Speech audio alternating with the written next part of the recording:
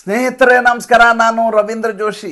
ದುಬೈಗೆ ಪರಾರಿಯಾಗಿದ್ದಾನೆ ಮೊಹಮ್ಮದ್ ಯೂನಸ್, ಬಾಂಗ್ಲಾದೇಶದ ಪ್ರಧಾನಮಂತ್ರಿ ಅಂತ ತನ್ನನ್ನು ತಾನು ಕರ್ಕೊಳ್ಳಿಕ್ಕೆ ತಾನೇ ಮುಜುಗರ ಪಟ್ಕೊಂಡು ತಾನೊಬ್ಬ ವಿಶೇಷ ಸಲಹೆಗಾರ ಅಂತ ಒಂದು ಹೊಸ ಪಟ್ಟವನ್ನು ಈತ ಸೃಷ್ಟಿಯನ್ನು ಮಾಡಿದ್ದ. ಈ ಮೆಗಾಸೆಸೆ ಅವಾರ್ಡ್ ಬಂದವರೆಲ್ಲ ಬೀದಿ ಪಾಲಾಗ್ತಾ ಇದ್ದಾರೆ. ಮೊನ್ನೆ ಅರವಿಂದ್ ಕೇಜ್ರಿವಾಲ್ ಕೂಡ ಮೆಗಾಸೆಸೆ ಅವಾರ್ಡ್ ಬಂದಂಥ ಮನುಷ್ಯ. ಈ ಮೊಹಮ್ಮದ್ ಯೂನಸ್ ಕೂಡ ಮೆಗಾಸೆಸೆ ಅವಾರ್ಡ್ ತೆಗೆದುಕೊಂಡವನು. ಈತ ಹೇಳ್ತಾನೆ ಗ್ರಾಮೀಣ ಬ್ಯಾಂಕಿನ ಪ್ರವರ್ತಕ, ಮೈಕ್ರೋ ಫೈನಾನ್ಸ್ನ ಪ್ರವರ್ತಕ ಅಂತ ವೈಶ್ವಿಕ ಮಟ್ಟದಲ್ಲಿ ದೊಡ್ಡ ಹೆಸರು ಮಾಡಿದಂಥ ವ್ಯಕ್ತಿ. ಈತ ಗ್ರಾಮೀಣ ಬ್ಯಾಂಕಿನ ಪಿತಾಮಹ ಅಂತ ಹೇಳಲಾಗ್ತಾ ಇತ್ತು. ಹಾಗೆ ನೋಡಿದರೆ ಈತ ಆ ಕಾನ್ಸೆಪ್ಟ್ ತರುವುದಕ್ಕಿಂತ ಮುಂಚೆ ಭಾರತ ದೇಶದಲ್ಲಿ ಈ ವ್ಯವಸ್ಥೆ ಇದ್ದೇ ಇತ್ತು. ಆದರೆ ಅಮೇರಿಕೆಯ ಬೆದರು ಬೊಂಬೆಯ ಹಾಗೆ, ಡೀಪ್ ಸ್ಟೇಟ್ನ ಕೈಗೊಂಬೆಯ ಹಾಗೆ ಬಾಂಗ್ಲಾದೇಶದಲ್ಲಿ ಅರಾಜಕತೆ ಸೃಷ್ಟಿಯಾದ ಸಂದರ್ಭದಲ್ಲಿ, ಗೃಹಯುದ್ಧ ನಿರ್ಮಾಣ ಆದ ಸಂದರ್ಭದಲ್ಲಿ ಈತ ವಿಶೇಷ ಸಂದರ್ಭದಲ್ಲಿ ಬಂದು ಕುಳಿತಂಥ ವ್ಯಕ್ತಿ. ನೋಡಿ, ಭಾಷಣ ಮಾಡೋದು ಬೇರೆ, ದೇಶ ನಡೆಸೋದು ಬೇರೆ. ಬೇರೆಯವ್ರಿಗೆ ಅಡ್ವೈಸ್ ಕೊಡೋದು ಬೇರೆ, ನಾವೇ ಆ ಅಡ್ವೈಸನ್ನು ಅನುಷ್ಠಾನಕ್ಕೆ ತರೋದು ಬೇರೆ. ಅದಕ್ಕೆ ನಮ್ಮೆದುರಿಗೆ ಇವತ್ತು ಜ್ವಲಂತವಾಗಿ ಕಾಣೋದು ಮೊಹಮ್ಮದ್ ಯೂನಸ್. ಯಾವತ್ತು ಶೇಖ್ ಹಸೀನಾರನ್ನು ಅಲ್ಲಿಂದ ಓಡಿಸಲಾಯಿತು ಭಾರತ ದೇಶಕ್ಕೆ, ಅವತ್ತಿನಿಂದ ಇವತ್ತವರೆಗೂ ಬಾಂಗ್ಲಾದೇಶದಲ್ಲಿ ನೆಮ್ಮದಿ ಇಲ್ಲ. ಮೊದಲನೇದಾಗಿ ಖಜಾನೆ ಖಾಲಿಯಾಗಿದೆ. ಎರಡನೇದಾಗಿ ವಿದೇಶಾಂಗ ವ್ಯವಹಾರಗಳು ಸಂಪೂರ್ಣವಾಗಿ ತಟಸ್ಥಗೊಂಡಿದ್ದಾವೆ. ಮೂರನೇದಾಗಿ ಎಲ್ಲದಕ್ಕೂ ನಿರ್ಭರ ಆಗಿರುವಂಥ ಭಾರತ ದೇಶದ ಜೊತೆ ಮೈತ್ರಿ ಇಲ್ಲ. ಪರಿಸ್ಥಿತಿ ಉದ್ವಿಗ್ನಗೊಂಡಿದೆ, ಪ್ರಕ್ಷುಬ್ಧವಾಗಿದೆ. ನಾಲ್ಕನೇದಾಗಿ ಅಮೇರಿಕ ಸಂಪೂರ್ಣವಾಗಿ ಬಾಂಗ್ಲಾದೇಶವನ್ನು ಬಹಿಷ್ಕಾರ ಹಾಕುವಂಥ ಸ್ಥಿತಿಯಲ್ಲಿ ಬಂದು ನಿಂತಿದೆ. ಇವರ ದುರ್ದೈವಕ್ಕೆ, ಇವರ ದುರದೃಷ್ಟಕ್ಕೆ ಜೋ ಬೈಡನ್ ಸರ್ಕಾರ ಹೊರಟು ಹೋಗುತ್ತೆ. ಯಾವ ಜೋ ಬೈಡನ್ ಈತನನ್ನು ತಂದು ಅಲ್ಲಿ ಕೂರಿಸ್ತಾರೋ ಬಾಂಗ್ಲಾದೇಶದಲ್ಲಿ, ಅಲ್ಲಿ ಸರ್ಕಾರವೇ ಬಿದ್ದು ಹೋಗುವ ಹಾಗೆ ಮಾಡಿ ಕೇವಲ ಸೇಂಟ್ ಮಾರ್ಟಿನ್ ಐಲ್ಯಾಂಡ್ಗೋಸ್ಕರ ಒಂದು ಸರ್ಕಾರವನ್ನೇ ಬಲಿ ಕೊಟ್ಟು ಈ ಮೊಹಮ್ಮದ್ ಯೂನಸ್ ಎನ್ನುವಂಥ ಮುದುಕನನ್ನು ತಂದು ಕೂಡಿಸ್ತಾರೋ, ಅದಾದ ಮೇಲೆ ಜೋ ಬೈಡನ್ನೇ ಅಧಿಕಾರವನ್ನು ಕಳ್ಕೊತಾರೆ. ಅಲ್ಲಿ ಬಂದು ಡೊನಾಲ್ಡ್ ಟ್ರಂಪ್ ಕೂತ್ಕೋತಾರೆ. ಡೊನಾಲ್ಡ್ ಟ್ರಂಪ್ ಚುನಾಯಿತರಾದ ತಕ್ಷಣ ಮೊದಲನೇ ಮಾತನ್ನೇ ಹೇಳೋದೇನು ಅಂತಂದರೆ ಬಾಂಗ್ಲಾದೇಶದ ಜೊತೆ ಯಾವುದೇ ರೀತಿಯಾದಂಥ ಸಖ್ಯ ಇಲ್ಲ ಅಂತ ಸ್ಪಷ್ಟವಾಗಿ ಹೇಳ್ತಾರೆ. ಈ ಜಿಯೋ ಪೊಲಿಟಿಕಲ್ ಇಶ್ಯೂಗಳಿದಾವಲ್ಲ, ಭಾಳ ಇಂಟ್ರೆಸ್ಟಿಂಗ್ ಇರ್ತವೆ. ವಿದೇಶಾಂಗ ವ್ಯವಹಾರಗಳು ಕುರಿತಾದಂಥ ಅಧ್ಯಯನ ಇದೆಯಲ್ಲ, ಅದು ನಿಜಕ್ಕೂ ಭಾಳ ನಮ್ಮ ಮೆದುಳಿಗೆ ಕಸರತ್ತನ್ನು ಕೊಡುವಂಥ ವಿಚಾರ. ಮನುಷ್ಯನ ಕುರಿತಾಗಿ ಮನೋವೈಜ್ಞಾನಿಕತೆಯನ್ನು ಬೆಳೆಸಿಕೊಡುವಂಥ ಮತ್ತು ಜಗತ್ತಿನಲ್ಲಿ ನಡೆಯುವಂಥ ವಿದ್ಯಮಾನಗಳಿಂದ ಒಂದು ದೇಶದಲ್ಲಿ ಆಗುವಂಥ ಪಲ್ಲಟ ಮತ್ತೊಂದು ದೇಶದ ಮೇಲೆ ಯಾವ ರೀತಿಯ ಪರಿಣಾಮ ಬೀರುತ್ತೆ ಅನ್ನೋದಕ್ಕೆ ಇವತ್ತು ಈ ಡೊನಾಲ್ಡ್ ಟ್ರಂಪ್ ಬಂದು ಕೂತಿದ್ದೇ ಭಾಳ ದೊಡ್ಡದಾದಂಥ ನಮ್ಮೆದುರಿಗಿರುವಂಥ ನಿದರ್ಶನ. ತುಳಸಿ ಗಬ್ಬಾರ್ಡ್ ಅವ್ರನ್ನ ಭೇಟಿ ಆಗಲಿಲ್ಲ ನರೇಂದ್ರ ಮೋದಿ ಅಂತ 3 ದಿವಸದಿಂದ ಎಡಚರರು ಬಾಯಿ ಬಡ್ಕೋತಾ ಇದ್ರು.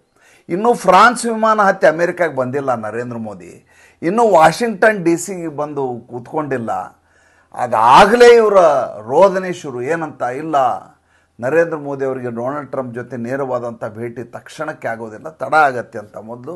ಎರಡನೇ, ತುಳಸಿ ಗಬ್ಬಾರ್ಡ್ ಅಲ್ಲಿಯ director for intelligence, national intelligence, ಆಕೆ ಇದನ್ನೆಲ್ಲ ತೀರ್ಮಾನ ಮಾಡೋದು. ಅತ್ಯಂತ ಮಹತ್ತರವಾದ ಹುದ್ದೆ, ನಿರ್ಣಾಯಕವಾದ ಹುದ್ದೆ. ಎಲ್ಲಕ್ಕಿಂತ ಹೆಚ್ಚಾಗಿ ಹಿಂದುತ್ವವನ್ನು, ಭಾರತೀಯತೆಯನ್ನು ಒಪ್ಕೊಂಡಿರುವಂಥ ತುಳಸಿ ಗಬ್ಬಾರ್ಡ್. ಅವರ ತಾಯಿ ಇಸ್ಕಾನ್ನ ಭಕ್ತೆ ಈ ತುಳಸಿ ಗಬ್ಬಾರ್ಡ್ ತಾಯಿ. ಅದ್ರ ಬಗ್ಗೆ ಹಿಂದಿನ ಸಂಚಿಕೆಯಲ್ಲಿ ಹೇಳಿದ್ದೆ. ಈ ತುಳಸಿ ಗಬ್ಬಾರ್ಡ್ನ ಏನಾದ್ರು ನರೇಂದ್ರ ಮೋದಿ ಭೇಟಿ ಆಗಿಬಿಟ್ರೆ ಹೇಗೆ ಅನ್ನೋದೇ ಇಲ್ಲಿರೋರಿಗೆ ತಳಮಳ ಸಂಕಟ. ಭೇಟಿನೇ ಆಗಿಲ್ಲ ರೀ, ಸುಳ್ಳು, ಭೇಟಿನೇ ಆಗಿಲ್ಲ ಅಂತ ಹೇಳಿದ್ರು. ನೋಡಿದರೆ ಗುರುವಾರ ದಿವಸ ಆ ತುಳಸಿ ಗಬ್ಬಾರ್ಡು ಕೈ ಕುಲುಕಿ ನರೇಂದ್ರ ಮೋದಿಯವ್ರ ಜೊತೆ ಹಸ್ತಲಾಘವ ಮಾಡಿ ಸುದೀರ್ಘವಾಗಿ ಮಾತುಕತೆಯನ್ನು ನಡೆಸ್ತಾರೆ. ಅದಾದಮೇಲೆ ಡೊನಾಲ್ಡ್ ಟ್ರಂಪ್ ಅವ್ರಿಗೋಸ್ಕರ ವಿಶೇಷ ಔತಣಕೂಟವನ್ನು ಏರ್ಪಾಡು ಮಾಡ್ತಾರೆ ತಮ್ಮ ನಿವಾಸದಲ್ಲಿ ನರೇಂದ್ರ ಮೋದಿ ಅವರಿಗೆ. ಅವರಿಬ್ಬರ ಭೇಟಿಯ ವಿಡಿಯೋ ಇದೆಯಲ್ಲ, ಅದನ್ನು ನೋಡಿದರೆ ಇಬ್ಬರ ಮಧ್ಯೆ ಇರುವಂಥ ಕೆಮಿಸ್ಟ್ರಿ ಏನು ಅಂತ ಅರ್ಥ ಆಗುತ್ತೆ. ಒಂದು ದೇಶದ ಪ್ರಧಾನಿ ಮತ್ತು ಇನ್ನೊಂದು ದೇಶದ ರಾಷ್ಟ್ರಾಧ್ಯಕ್ಷ ಕೇವಲ ವ್ಯಾವಹಾರಿಕವಾಗಿ ಅಥವಾ ಜಿಯೋ ಪೊಲಿಟಿಕಲ್ ವಿಷಯಗಳಿಗಾಗಿ ಭೇಟಿಯಾದ ಭೇಟಿ ಅಲ್ಲ.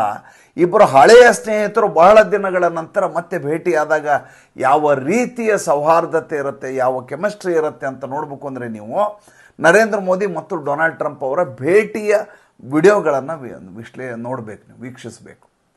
ಅದ್ಭುತವಾಗಿರುತ್ತದು. ಅದರಿಂದ ಭಾರತ ದೇಶಕ್ಕೆ ಲಾಭ ಆಗತ್ತೆ ಆಗೋದಿಲ್ಲ, ನಾವು ವ್ಯಾವಹಾರಿಕವಾಗಿ ಆಲೋಚನೆ ಮಾಡೋದು ಬೇಡ. ಭಾರತ ದೇಶ ಯಾವತ್ತೂ ವಸುಧೈವ ಕುಟುಂಬಕಂ ಅಂತ ನಂಬಿರುವಂಥದ್ದು. ಭಾರತ ದೇಶ ಯಾವತ್ತಿದ್ರೂ ವಿಶ್ವಗುರುವೇ ಅದು. ಅದನ್ನು ಯಾರೂ ಅಲ್ಲಾಡಿಸ್ಲಿಕ್ಕೆ ಸಾಧ್ಯವೇ ಇಲ್ಲ. ಡೊನಾಲ್ಡ್ ಟ್ರಂಪ್ ಬಂದ ತಕ್ಷಣ ನಮ್ಗೆ ಅದು ಕೊಟ್ಬಿಡ್ತಾರೆ, ಇದು ಕೊಟ್ಬಿಡ್ತಾರೆ, ಸುಧಾಮನಿಗೆ ಕೃಷ್ಣ ಕೊಟ್ಟ ಹಾಗೆ ಚಿನ್ನದ ಅರಮನೆ ಕೊಟ್ಬಿಡ್ತಾರೆ ಅಂತ ನಾವು ಯಾವ ಕಲ್ಪನೆಯೂ ಮಾಡ್ಕೊಳ್ಳೋದಿಲ್ಲ. ನಮ್ಗೆ ಅಂಥವು ಬೇಕಾಗಿಯೂ ಇಲ್ಲ. ಸ್ವಾಭಿಮಾನಿ ರಾಷ್ಟ್ರದವ್ರು ನಾವು. ನಮ್ಮ ಪ್ರಶ್ನೆ ಇರೋದು, ಪಕ್ಕದಲ್ಲಿರುವಂಥ ಬಾಂಗ್ಲಾದೇಶ ನಮ್ಮ ವಿರುದ್ಧವಾಗಿ ಷಡ್ಯಂತ್ರ ಮಾಡ್ತಾ ನಮಗೆ ಕಿರುಕುಳ ಕೊಡುವ ಹಂತಕ್ಕೆ ಬಂದು ನಿಂತಿತ್ತಲ್ಲ, ಇದಕ್ಕೆ ಪಾಠ ಕಲಿಸದೆ ಹೋದರೆ ಭಾರತ ದೇಶದ ಹಿರಿಮೆ ಏನು, ಗರಿಮೆ ಏನು ಅನ್ನೋದು ನನ್ನ ಪ್ರಶ್ನೆ. ಜನವರಿ 20ನೇ ತಾರೀಕು ಡೊನಾಲ್ಡ್ ಟ್ರಂಪ್ ಅವರು ಪ್ರಮಾಣ ವಚನ ಸ್ವೀಕಾರ ಮಾಡ್ತಾರೆ. ಸ್ವೀಕಾರ ಮಾಡುವ ಸಂದರ್ಭದಲ್ಲಿ ಈತ ಎಲ್ಲಿದ್ದ? ಯಾವ ಅಮೇರಿಕೆಯ ಜೋ ಬೈಡನ್ ತಂದು ಈತನನ್ನು ವಿಶೇಷ ಸಲಹೆಗಾರ ಅಂತ ಬಾಂಗ್ಲಾದೇಶದಲ್ಲಿ ಕೂರಿಸ್ತಾರೆ ಪ್ರಧಾನಮಂತ್ರಿ ಹುದ್ದೆಯಲ್ಲಿ. ಈ ಶೇಖ್ ಹಸೀನಾನನ್ನು ಭಾರತಕ್ಕೆ ಇದ್ದಕ್ಕಿದ್ದ ಹಾಗೆ ರವಾನೆ ಮಾಡಲಾಗತ್ತೆ ಯುದ್ಧ ವಿಮಾನದಲ್ಲಿ. ಖಲೀದಾಜಿಯಾಗಿ ಅಧಿಕಾರ ಕೊಡಬೇಕು ಅನ್ನುವಂಥ ಒಂದಷ್ಟು ಜನ ಪ್ರಯತ್ನ ಮಾಡ್ತಾ ಇರ್ತಾರೆ. ಹಾಗೆ ನೋಡಿದರೆ 91ರಿಂದ 96ವರೆಗೂ, 2001ರಿಂದ 2000ವರೆಗೂ ಪ್ರಧಾನಮಂತ್ರಿಯಾಗಿದ್ದದ್ದೇ ಖಲೀದಾ ಜಿಯಾ, ಬೇಗಂ ಖಲೀದಾ ಜಿಯಾ. BNS ಅಂತ ಪಾರ್ಟಿ, ಬಾಂಗ್ಲಾದೇಶ್ ನ್ಯಾಷನಲಿಸ್ಟ್ ಪಾರ್ಟಿ ಅಂತೇಳಿ. ಈಗ ಆಕೆ ಆರೋಗ್ಯ ಸರಿ ಇಲ್ಲ ಅಂತ ಮಗನ ಹತ್ರ ಓಡಿ ಹೋಗಿದ್ದಾರೆ ಯುನೈಟೆಡ್ ಕಿಂಗ್ಡಮ್ಗೆ. ಯಾಕೆ? ಇಲ್ಲಿ ಬಂದು ಡೊನಾಲ್ಡ್ ಟ್ರಂಪ್ ಕೂತಿದ್ದಾರೆ, ನಮ್ಮ ಮಾಟ ನಡೆಯೋದಿಲ್ಲ ಅಂತ. ಇನ್ನು ಅಲ್ಲಿಯ ಮತಾಂಧ ಶಕ್ತಿಗಳಿದಾವಲ್ಲ, ಆ ಮತಾಂಧ ಶಕ್ತಿಗಳಿಗೆ ಪುಟವು ಕೊಡಬೇಕು ಅಂದ್ರೆ ಅಮೇರಿಕಾದಿಂದ ದುಡ್ಡು ಬರಬೇಕು. ಇನ್ಮೇಲೆ ನಾವು ಯಾರಿಗೂ ಅಮೇರಿಕನ್ ಏಡ್ ಕೊಡೋದಿಲ್ಲ, ನಾವಿದು ದಾಸೋಹ ಅಲ್ಲ, ಇದು ಕಂಡವ್ರು ದುಡ್ಡು ಹಂಚಲಿಕ್ಕೆ ಸಾಧ್ಯ ಆಗೋದಿಲ್ಲ, ಮೊದಲೇ ತೆರಿಗೆಯನ್ನೇ ರದ್ದು ಮಾಡ್ತೀನಿ ಅಂತ ಈ ಕಡೆ ಡೊನಾಲ್ಡ್ ಟ್ರಂಪ್ ಶುರು ಮಾಡಿದ್ದಾರೆ. ಆದಾಯ ತೆರಿಗೆಯನ್ನೇ ರದ್ದು ಮಾಡ್ತೀನಿ ಅನ್ನುವಂಥ ಹಂತಕ್ಕೆ ಡೊನಾಲ್ಡ್ ಟ್ರಂಪ್ ಬಂದಿದ್ದಾರೆ. ಈ ಎಡಚರಿಗೆಲ್ಲ ಸಮಸ್ಯೆ ಆಗಿರೋದು ಅದೇ. ಎಲ್ಲೆಲ್ಲಿ ಫೀಡಿಂಗ್ ಆಗ್ತಾ ಇತ್ತು $100 ಮಿಲಿಯನ್ ಬಿಲಿಯನ್ ಡಾಲರು, ಅದೆಲ್ಲದಕ್ಕೂ ಬ್ರೇಕ್ ಹಾಕಿರೋ ಕೆಲಸವನ್ನು ಡೊನಾಲ್ಡ್ ಟ್ರಂಪ್ ಮಾಡಿದ್ದು. ಈತ ಸ್ವಿಟ್ಜರ್ಲ್ಯಾಂಡ್ ಹೋಗಿ ಕೂತಿದ್ದಲ್ಲ, ಆವಸ್ಸಲ್ಲಿ ಇದ್ದಾಯ್ತು ಯಾವಾಗ ಡೊನಾಲ್ಡ್ ಟ್ರಂಪ್ ಅಧಿಕಾರವನ್ನು ಸ್ವೀಕಾರ ಮಾಡುವಂಥ ಸಂದರ್ಭದಲ್ಲಿ.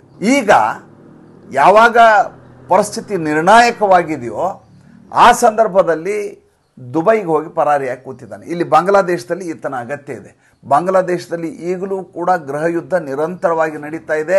ಅದನ್ನು ಎಲ್ಲಿಯೂ ಬಿಂಬಿಸಲಾಗ್ತಾ ಇಲ್ಲ. ಎಲ್ಲ ಕಡೆನೂ ಕೂಡ ಬಾಂಗ್ಲಾದೇಶದಲ್ಲಿ ಸ್ಥಿತಿ ವಿಷಮವಾಗಿದೆ ಅಂತ ಎಲ್ಲೂ ಹೇಳಲಾಗ್ತಾ ಇಲ್ಲ, ಎಲ್ಲ ಸುಸ್ಥಿತಿಯಲ್ಲಿದೆ ಅನ್ನೋ ರೀತಿಯಲ್ಲಿ ಬಿಂಬಿಸಲಾಗ್ತಾ ಇದೆ. ಖಜಾನೆಯಲ್ಲಿ ದುಡ್ಡಿಲ್ಲ, ಇಲ್ಲಿಂದ ಯಾವುದೇ ರೀತಿಯಾದ ಆಹಾರ ಪೂರೈಕೆಯಲ್ಲಿ ಬಹಳಷ್ಟು ವ್ಯತ್ಯಾಸ ಆಗಿದೆ, ವಿದ್ಯುತ್ ಪೂರೈಕೆ ಸ್ಥಗಿತಗೊಂಡಿದೆ ಬಹಳಷ್ಟು ಕಡೆ.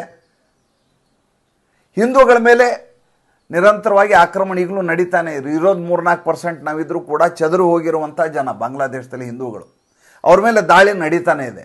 ಇಸ್ಕಾನ್ನ ನಮ್ಮ ಒಬ್ಬ ಸಂತ ಜೈಲಿನಲ್ಲಿದ್ದಾನೆ, ಅವರನ್ನು ಬಿಡುಗಡೆ ಮಾಡಿಸಬೇಕಾದಂಥ ಅಗತ್ಯತೆ ಸದ್ಯದಲ್ಲಿದೆ. ಈ ಹಿನ್ನೆಲೆಯಲ್ಲಿ ತುಳಸಿ ಗಬಾರ್ಡ್ ಅವರ ಭೇಟಿ ಏನಿದೆ ನರೇಂದ್ರ ಮೋದಿ ಅವರದು, ಅದು ನಿರ್ಣಾಯಕವಾಗಿರುವಂಥದ್ದು.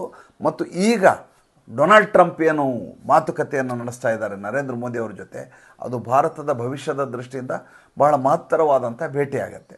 ಹಾಗಾದರೆ ಇವನ ಕಥೆ ಏನು? ಚಾಚಾಂದು ಮಿಯಾ ಮೊಹಮ್ಮದ್ ಯೂನಸ್ ಈತ ಮನೆಗೆ ಹೋಗೋದಂತೂ 100ಕ್ಕೆ 100 ಗ್ಯಾರಂಟಿ. ಅರವಿಂದ್ ಕೇಜ್ರಿವಾಲ್ ಕಳಿಸಿ ಆಗಿದೆ, ಮೊಹಮ್ಮದ್ ಯೂನಸ್ಸು ವಾಪಸ್ ಹೋಗ್ತಾರೆ, ಅದರಲ್ಲಿ ಅನುಮಾನವನ್ನೇ ಇಟ್ಕೋಬೇಡಿ.